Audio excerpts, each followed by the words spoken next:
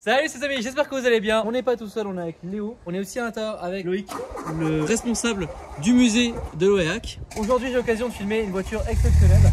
Léo, pour toi, tu viens de comparer ça, tu viens de faire un très beau comparatif d'ailleurs là. Pour moi c'est un peu la concurrente du SL Pagode quoi. Voilà. Mais français. Là d'ailleurs on peut filmer une Venturi. Une voiture française aussi. Voilà. Construite à Fay, près de Bretagne, pas trop loin de Nantes.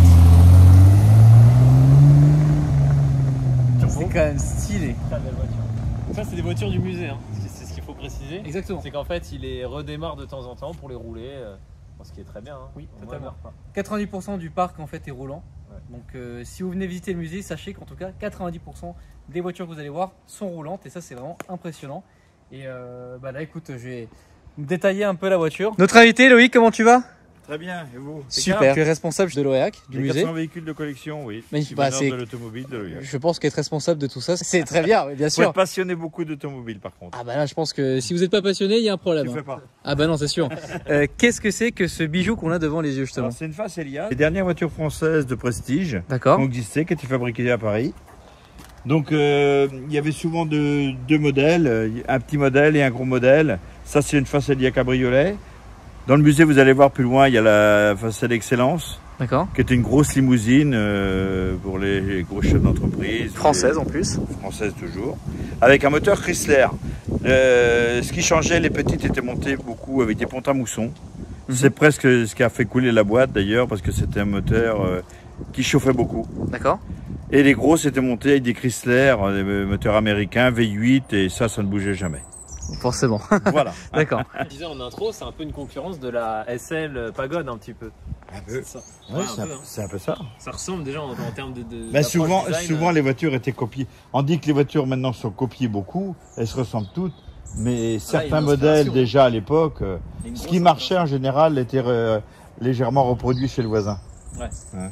En plus petit ou un peu plus gros, mais il y avait toujours quelque chose de ressemblant. Même je trouve que la face avant est très, c'est très Bah, inspiré souvent, italienne. souvent les voitures exposées dans le musée, quand je vois les gens, ils me disent souvent que c'est une Mercedes. Ouais. Donc ils regardent pas trop parce que c'est vrai que les grilles ressemblent aux Mercedes, mais le gros insigne au milieu avec le F et Paris en dessous, c'est pas du tout allemand. Bah non, pas du tout. Pas du tout. Il y a un petit côté Maserati aussi, je trouvais.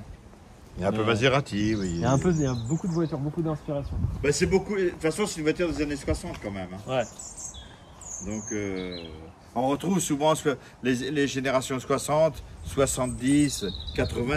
En général, il y a toute une petite ressemblance. La voiture, ça faisait combien de temps qu'elle n'avait pas roulé? En général, on essaye de les faire rouler une fois par an. Style déjà pour les freins qui ont tendance à se bloquer. On change systématiquement le liquide de frein parce que ça attire l'humidité et ça bloque les freins. D'accord. Il y a ça. Les réservoirs qui pourrissent aussi parce qu'on n'a plus d'essence.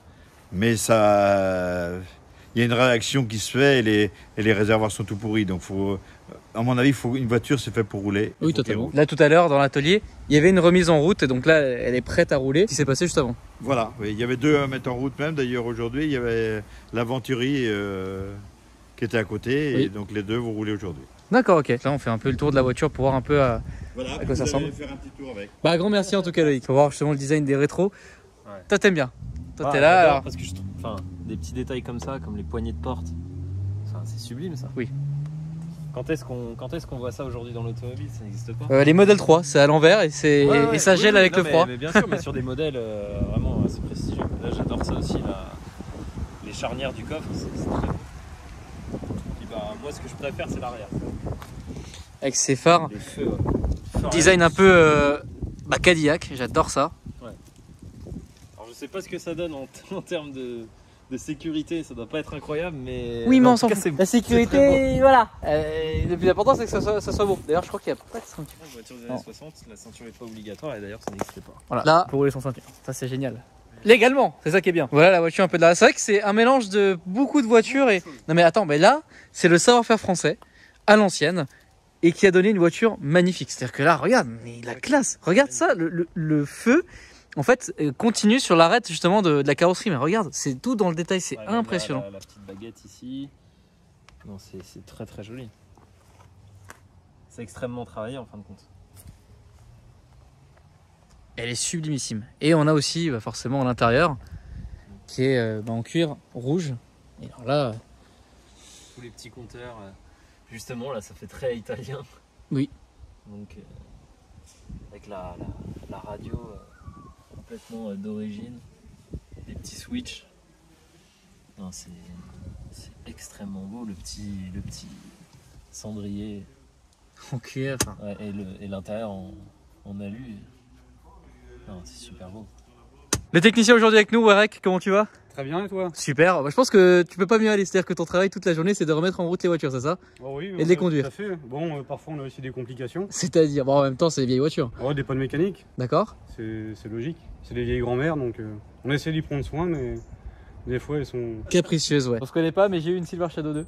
D'accord. Donc je sais ce que c'est d'avoir une voiture capricieuse. D'accord. Donc là-dessus, ne t'inquiète pas, je compatis beaucoup. Ok, très bien. Bon bah je te laisse démarrer la voiture pour voir un peu ce que ça donne.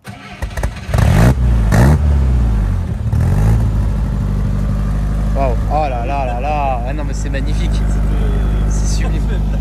Ouais, c'est très faible, ouais. Bon là on a deux cousins qui se font plaisir, mais ouais, vraiment c'est... Non mais il y a toujours une petite partie sympa dans mes vidéos, je sais pas pourquoi. Parfois documentaire animalier, et voilà. Bon, on a un seuil de porte en caoutchouc, et d'ailleurs le seuil de porte est à hauteur du plancher, qui touche assez rigolote. C'est un carbu. C'est un carburateur, oui. D'accord, parce que là il y a quelques jours j'ai essayé une DB6, et il y avait à peu près la même chose. Regardez le design impressionnant. Ah non, c'est fou. Bon bah... On est parti? On est parti, hein. Allez. Alors je sais, la question est peut-être un peu bizarre, et je pense que ça va être compliqué pour toi d'y répondre, mais quelle est la voiture que tu préfères rouler dans les musées? Ah, il y en a plein. Mais j'ai une petite attirance pour la X GTI Turbo qu'on a en haut, qui a été préparée par Danielson. Ok. Donc elle a été refaite, mais... J'ai même pas encore vu. Ah, Je suis même pas encore passé en haut, c'est-à-dire que là la vidéo elle est en plusieurs parties, cette journée est découpée en plusieurs parties, voilà quoi. D'accord. alors il faut savoir que c'est Michel Aubel, donc mon patron, qui roulait tous les jours avec. D'accord. Et donc il a décidé donc de l'arrêter. Ouais. Et donc de la faire arriver dans la flotte du musée. Ouais.